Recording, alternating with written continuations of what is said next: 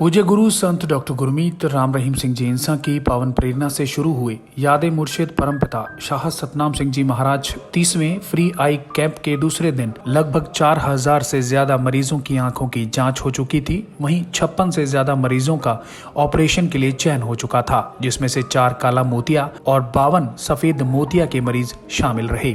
इसके साथ ही 37 नेत्र रोगियों के ऑपरेशन हो चुके थे और ये सिलसिला निरंतर जारी है। राष्ट्रीय अंधता नियंत्रण कार्यक्रम के तहत Shah Satnam ji research and development foundation के तत्वावधान में जारी इस 30वें विशाल फ्री आई कैंप में किस तरीके से डेरा सच्चा सौदा के सत्संग पंडाल को विशाल आई स्क्रीनिंग सेंटर बनाया गया है और किस किस तरीके से मरीजों को जांच के विभिन्न पहलुओं से गुजारा जा रहा है, आइए आपको इस विशाल शिविर का एक टूर करवाते हैं।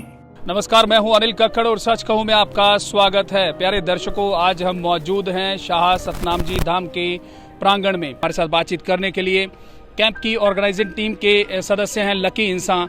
लकी जी, सच कहूं में बहुत बहुत स्वागत है आपका। Thank you sir, thank you so much. इस कैंप में क्या क्या मुख्य तौर पर जो है कोरोना को लेकर जो है आप लोगों की खास तौर पर सावधानियां बरती गई हैं, किस तरीके से आप लोग उसको फॉलो कर रहे हैं वो, और कैंप के अंदर की स्थिति क्या है, किस तरीके से आप लोगों ने डिपार्टमेंट जो हैं वो डिवाइड किए हुए हैं, कितनी जो गेट कीपिंग है उसके बाद से पेशेंट जो है डॉक्टर के पास जा रहा है, इसके बारे में बताइए।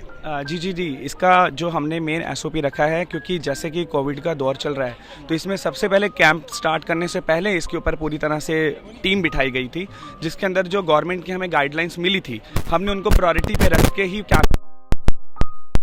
हमारे लिए सबसे ज़्यादा ज़रूरी चीज़ थी वो ये थी कि सोशल डिस्टेंसिंग मेंटेन करना कभी कभी टफ हो जाता है जब क्राउड बहुत ज़्यादा हाई हो जाता है। तो इसके लिए अगर हमने सोशल डिस्टेंसिंग रखनी है तो उसके लिए स्पेस भी उसी अकॉर्डिंगली चाहिए, कैबिन्स भी हमें उसी अकॉर्डिंगली ही मेंटेन करने पड़ते हैं। तो उसी तरीके से हमने जो कैबिन्स बनाए हैं वो जो हम रेगुलर जितना हम लोग स्पेस लेते थे इस बार उससे भी 4 गुना ज़्यादा लिया, ताकि सोशल डिस्टेंसिंग पूरी तरह से मेंटेन हो सके, मास्क प्रॉपर गाइडेंस में रहें, बार बार हैंड सैनिटाइजर्स की रिक्वायरमेंट्स जो थी हमने ऑलरेडी यहाँ पर स्टॉक्स रख दिए, पेटियाँ की पेटियाँ, ताकि इन केस क्राउड अगर हमारे पास ज़्यादा आ जाता है, क्योंकि इस बीच में संडे आता है, सत्संग भी होता है, तो क्राउड संगत का भी बहुत होता है, तो हमने मास्क की क्वांटिटी, हैंड सैनिटाइजर की क्वांटिटी, सोशल डिस्टेंसिंग पे पूरी तरह से मेंटेन किया है। उसके बाद में हमने 2 कैटेगरी भी डिवाइड करी, ए और बी।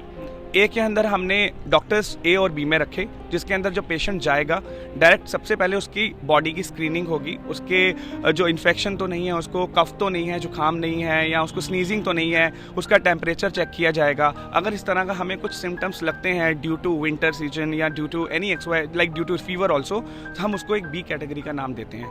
इसका साइन हमारी टीम को ये पता चल जाता है कि इसके अंदर थोड़ा सा कुछ फीवर है या जुकाम है, तो उसको थोड़ा और सोशल डिस्टेंसिंग के साथ बिठा के एज पर गाइडलाइंस हम लोग डॉक्टर्स तक उनके पास में बी की सीरीज चलेगी, वहाँ उसको लेके जाएंगे। और ए में आएगा जो बिल्कुल परफेक्ट है, उसको कोई इस तरह की प्रॉब्लम नहीं है, वो ए सीरीज में जाएगा। जिस तरीके से आपने सुना, 2 कैटेगरीज पेशेंट्स की बनाई गई हैं, ए और बी।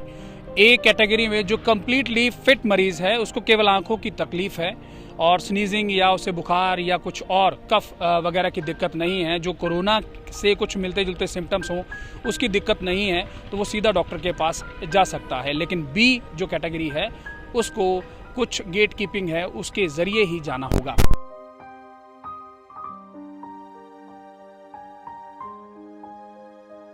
जी, ये एंट्री गेट है इस कैंप का, जहाँ से पेशेंट अंदर जाएगा और यहाँ पर स्कैनिंग हो रही है बकायदा। सैनिटाइज़र के साथ आपके हाथ जो है सैनिटाइज किए जाएंगे, मास्क आपको दिए जा रहे हैं। इस तरीके से आप अंदर एंट्री करेंगे इस कैंप में।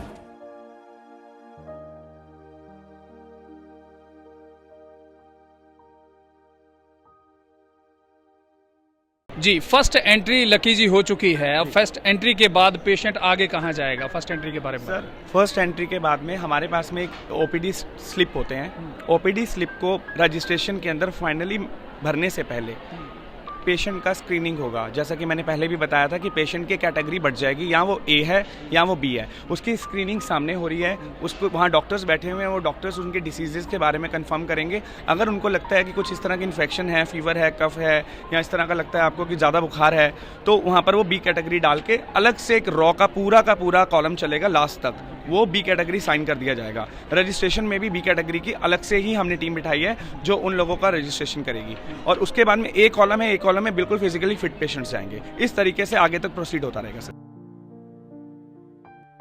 जी लकी जी, यहाँ ए पेशेंट बिल्कुल आया है। ये ए पेशेंट यानी ये बिल्कुल तंदुरुस्त पेशेंट है, इनको कोविड का कोई इशू नहीं है। बिल्कुल कोविड का कोई इशू नहीं है, और उसको पहले भी कभी कोविड नहीं हुआ था, और उसकी फैमिली में भी किसी को कभी कोविड नहीं हुआ था। क्योंकि हम लोग स्क्रीनिंग में ये भी जज करते हैं कि कोई उसके फैमिली मेंबर को तो कोविड नहीं हुआ था, या पहले उसको कभी कोविड तो नहीं हुआ था। इस चीज़ में भी हम लोगों को ध्यान रखना पड़ता है। तो इसीलिए यहाँ से ए कैटेगरी के अंदर वही पेशेंट एंट्री करेगा जिसका कोविड से दूर दूर तक कोई भी नाता नहीं रहा। ठीक है, चलिए प्लीज़ जी।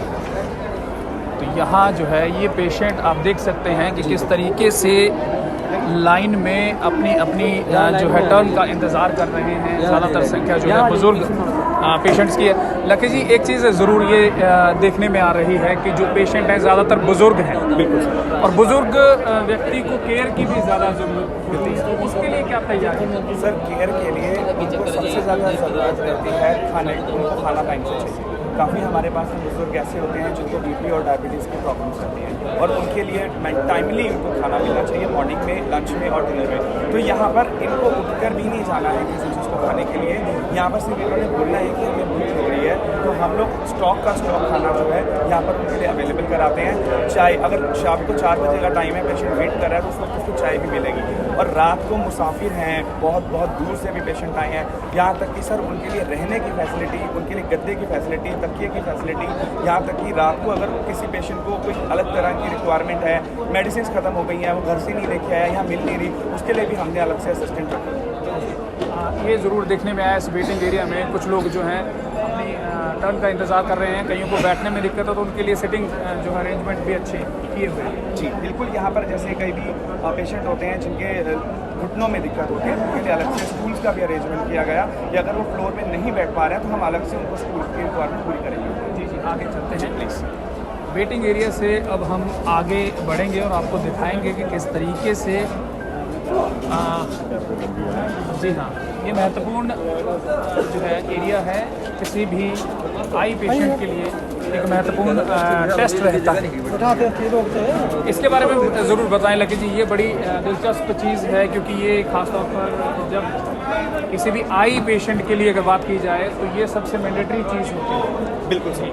क्या है कि आई ओपीडी के अंदर, आई ओपीडी डॉक्टर्स के पास में जाने से पहले एक डिपार्टमेंट है विजन डिपार्टमेंट। इसके अंदर हमने 3 पैरामेडिकल स्टाफ को हायर किया हुआ है, जो जब डॉक्टर के पास में पेशेंट जाता है उससे पहले उनका विजन चेक होता है, उनकी दूरियाँ कितनी हैं, नज़र की या नज़दीकियाँ कितनी हैं, वो ओपीडी स्लिप पे मेंशन करते हैं। उसी अकॉर्डिंगली डॉक्टर्स आगे का ट्रीटमेंट प्रोसीड करते हैं।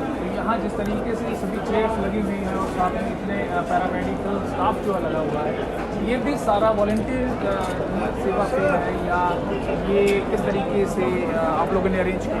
बिल्कुल सर, ये अलग अलग हॉस्पिटल्स में, अलग अलग स्टेट्स के अंदर ये लोग अपना जॉब कर रहे होते हैं, और उनका बेसिकली यही जॉब होता है वहाँ पे। किसी बड़े हॉस्पिटल में ये लोग काफ़ी टाइम से जॉब कर रहे होते हैं, विजन डिपार्टमेंट के अंदर कर रहे होते हैं, पैरामेडिकल होते हैं, तो ये भी इंतज़ार करते हैं, क्योंकि डिवोटीज होते हैं कि 1 साल के अंदर जब आई कैंप लगेगा तो ये लोग भी 12 से 15 का अपना वेकेशन लेके, हॉलीडेज लेके यहाँ पर आते हैं और सेवा पे रहते हैं। आप देख सकते हैं कि किस तरीके से ये नौजवान मेरा सच्चा सौदा से जुड़े हैं और अपनी सेवाएं देने के लिए यहाँ पहुँचे हैं। बहुत अलग अलग जो हैं हॉस्पिटल्स हैं, उनकी जो है हाँ उनकी ड्यूटी रहती है, वहाँ से ही यहाँ सेवा पे आते हैं। नेक्स्ट कैबिन में आए हैं लकी जी, इसके बारे में बताएं।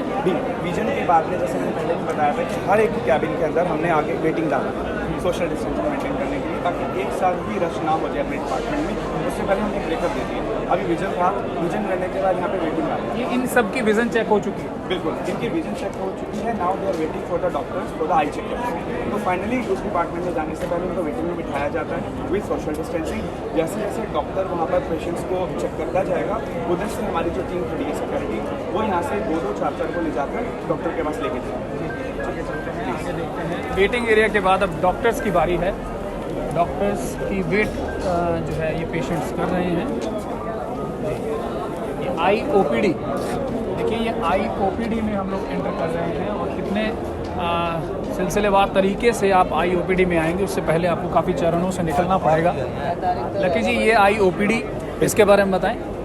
IOPD है सर, जिसके अंदर हमारे जो मल्टी स्पेशलिटी हॉस्पिटल्स हैं और जो ट्रेन डॉक्टर्स हैं, एक्सपीरियंस डॉक्टर्स, आई सर्जन्स जो हैं वो यहाँ पर सेवाएं देते हैं 12 तारीख से लेकर 15 तारीख तक। उसके बाद में यहाँ से पेशेंट का जो फाइनल ट्रीटमेंट है सिलेक्ट होता है। कुछ पेशेंट्स ऐसे होते हैं जिनको चश्मों की ज़रूरत होती है, यहाँ पर चश्मे दिए जाते हैं, फ्री ऑफ कॉस्ट होता है। दवाइयों की ज़रूरत होती है, उनको दवाइयाँ प्रोवाइड की जाती हैं। कुछ लोगों के ऑपरेशन सिलेक्ट होते हैं, जैसे कैटरैक्ट का होता है या सफ़ेद मोतिया हो गया, काला मोतिया हो गया, इस तरह की बहुत सारी आइज़ की डिसीज़ रहती हैं जिनका ऑपरेशन जो है अपने Shah Satnam ji multi super speciality hospital के अंदर किया जाता है और 10-15 दिन तक उनके जो रहने की सेवाएं हैं वो भी फ्री ऑफ कॉस्ट रहती हैं। डॉक्टर साहब के पास चलते हैं और देखते हैं किस तरीके से पेशेंट्स का जो है चेकअप हो रहा है। आप देख सकते हैं कि विभिन्न प्रांतों से आए हुए लोग हैं यहाँ पर।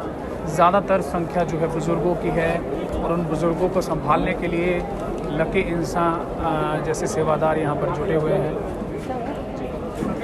आप देख सकते हैं कि किस तरीके से जुटे हुए हैं यहाँ पर। जिस तरीके से यहाँ ये डॉक्टर्स के टेबल लगे हुए हैं, क्या स्टेट वाइज लगे हुए हैं या पेशेंट वाइज हैं, ये भी बताइए ज़रूर। सर पेशेंट वाइज लगे हैं, क्योंकि मैंने जैसे बताया था कि हमारी जो रजिस्ट्रेशन है वो 10 तारीख से शुरू हो जाती है। तो इस तरीके से मेंटेन किया कि जिनकी पर्चियाँ उनको पहले बिठाया जाएगा, उसके बाद जो जैसे जैसे आता जाएगा उसके बाद डॉक्टर्स के पास में पेशेंट्स को भेजा जाएगा। तो पूरे साल से ये वेट कर रहे होते हैं ट्रीटमेंट के लिए। तो हम भी यही चाहते हैं कि हर एक पेशेंट का नंबर आए। क्राउड होता है बट पेशेंट्स के साथ में सोशल डिस्टेंसिंग को मेंटेन करके एक पेशेंट को डॉक्टर से मिलाया जाता है और उनका ट्रीटमेंट प्रोसीड किया जाता है। आप देख सकते हैं कि विभिन्न चरणों के बाद चरणों से गुजरने के बाद जब यहाँ पेशेंट पहुँचता है तो वो डॉक्टर से मिलता है। कोविड का चेकअप हो गया, विज़न चेक हो गया, उसके बाद तमाम तरह की जो कोई बाकायदा डिसीज़ है तो उसके बारे में जो है मेडिकल रिपोर्ट्स वगैरह चेक की जाती हैं। उसके बाद यहाँ पेशेंट आता है और अपनी जो है स्थिति से डॉक्टर को अवगत कराता है। उसके बाद डॉक्टर उसको प्रेस्क्राइब करते हैं कि उनका ऑपरेशन होगा, मेडिसिन मिलेगी या चश्मा दिया जाएगा। जो भी स्थिति होती है वो डॉक्टर यहाँ पर तय करते हैं। आगे चलते हैं, आगे भी बहुत कुछ बाकी है इस कैंप में। लकी जी, अब अगला क्या पड़ाव रहेगा? अगला ये रहेगा सर कि जैसे कि मान लीजिए कि यहाँ पे डॉक्टर ने पेशेंट को देख लिया, उसके बाद में अगर हमें लगता है, डॉक्टर्स को लगता है कि पेशेंट को ऑपरेशन की ज़रूरत है, उसके लिए जो बिफोर ऑपरेशन बिफोर सर्जरी जो नेसेसरी टेस्ट की इन्वेस्टिगेशन के लिए ज़रूरी होती है, लाइक PAC होता है, लैब होता है, ECG की रिक्वायरमेंट्स होती हैं, अदर टेस्ट्स की रिक्वायरमेंट रहती हैं, उसके लिए पेशेंट को डॉक्टर्स प्रोसीड करते हैं। तो आगे हमने एक ECG, PAC और लैब डिपार्टमेंट बनाया है जहाँ पर पेशेंट्स की फर्दर इन्वेस्टिगेशन होती हैं और जब तक उनकी रिपोर्ट्स नहीं आती उनको एक वेटिंग एरिया तक रखा जाता है। अगर उसमें किसी तरह का कुछ भी प्रॉब्लम नहीं आता है तो वहीं से फाइनल रिपोर्ट आने के बाद ही उन्हें ऑपरेशन के लिए प्रोसीड किया जाता है। जी, आगे देखते हैं। जी, अब आगे देखते हैं कि किस तरीके की अगली जांचें जो हैं किसी पेशेंट की जाती हैं, क्योंकि ये बड़ी गजब की स्थिति है कि सारा जो है ये कैंप बहुत ही सुंदर ये कायनात लगे हुए हैं और इनके बीच में सुसज्जित है ये 30वां कैंप। जी हाँ, यहाँ डॉक्टर साहिबान हैं। जी, जैसा कि बताया सर कि जब IOPD के अंदर डॉक्टर्स जब पेशेंट्स को देख लेते हैं, उनके बाद में उनको अगर ऑपरेशन की ज़रूरत रहती है तो जो नेसेसरी इन्वेस्टिगेशंस हैं उनके लिए लैब है जहाँ पे उनके ब्लड टेस्ट होते हैं, यूरिन टेस्ट होते हैं और जिस तरह की भी रिक्वायरमेंट है ऑपरेशन के लिए वो सारे टेस्ट यहाँ पर होंगे और वेटिंग में पेशेंट्स को बिठाया जाएगा। आप देख सकते हैं यहाँ लैब बनाई गई है, ECG की रिक्वायरमेंट रहती है, ECG डिपार्टमेंट इस साइड है और मेडिकल स्टाफ भी बैठे हुए हैं। अदर किसी तरह का उनका दवाई का रिएक्शन रहता है या अदर कोई इस तरह की डिसीज़ है, कोई हाई डिसीज़ है जो सिर्फ डॉक्टर्स को ही बताना ज़रूरी होते हैं, इस चीज़ का भी विशेष ख्याल किया गया है ताकि पेशेंट्स को ये ना लगे कि हमारे बारे में हमारी हर बीमारी का हर किसी को पता चल रहा है। तो यहाँ पर इस तरह के डॉक्टर्स भी हैं जिनको 1-to-1 डॉक्टर्स देखते हैं और 1-to-1 उनको ऑपरेशन के लिए। ये जो 7 में जो एंट्री हो रही है इसके बारे में बताएं, ये क्या है? सर ये ECG डिपार्टमेंट है यहाँ पे। यहाँ पर जैसा कि मैंने आपको बताया कि PAC medical department, ECG department यहाँ पर बैठी है, यहाँ पर ECG होती है। इसके बाद में जब ECG के अंदर उनका ECG और लैब टेस्ट हो जाते हैं, ब्लड टेस्ट हो जाते हैं, यूरिन टेस्ट हो जाते हैं, उसके बाद में अगर इन्वेस्टिगेशन प्रोसीड हो जाती है उसके बाद में उनको आगे फाइनल स्क्रीनिंग के लिए रखा जाता है, जहाँ पे उनका मोस्ट इम्पॉर्टेंट कोविड टेस्ट होता है। कोविड टेस्ट होता है as per government guidelines. Covid test के बाद में अगर उसकी रिपोर्ट नेगेटिव आती है, उसके बाद में ही उसका ऑपरेशन प्रोसीड करके पेशेंट को हॉस्पिटल एक हफ्ते के लिए रखा जाता है और उसके बाद कोविड टेस्ट हो गया, उसके बाद उसका ये तय होगा कि उसका ऑपरेशन होगा या नहीं होगा। ऑपरेशन तय हो जाता है, उसके बाद की क्या प्रोसीजर रहता है? ऑपरेशन के बाद में सर उसको अगर 4-5 दिन के लिए हमें रिक्वायरमेंट है, पेशेंट को रेस्ट की ज़रूरत है, पेशेंट को यहाँ रखना होगा, तो 4-5 दिन के लिए उसको रख के उसके बाद में जैसे उसकी पट्टियाँ खुलने के बाद में उनका दोबारा से टेस्ट होता है कि जिस चीज़ के लिए हमने उनका ऑपरेट किया था वो सक्सेस हो गया है, किसी तरह की कोई कमी तो नहीं हो रही है। तो उसके बाद में अगर वो अटेंडेंट के साथ में आया तो अटेंडेंट के साथ उसको घर भेजा जाएगा। अगर वो अटेंडेंट के साथ नहीं आया, क्योंकि सर हमारे पास बहुत सारे बुजुर्ग ऐसे होते हैं जिनको उनकी फैमिली मेम्बर सपोर्ट नहीं करते, उसके बाद में उन लोगों को यहाँ पर आया जाए, वो अकेले और बेसहारा समझ के यहाँ पर आते हैं। उसके बाद हमारी ऐसी ही टीम हो, उनके ऑपरेशन के बाद में जब सब कुछ फिट होता है उसके बाद उनको घर तक भी छोड़कर आएगा।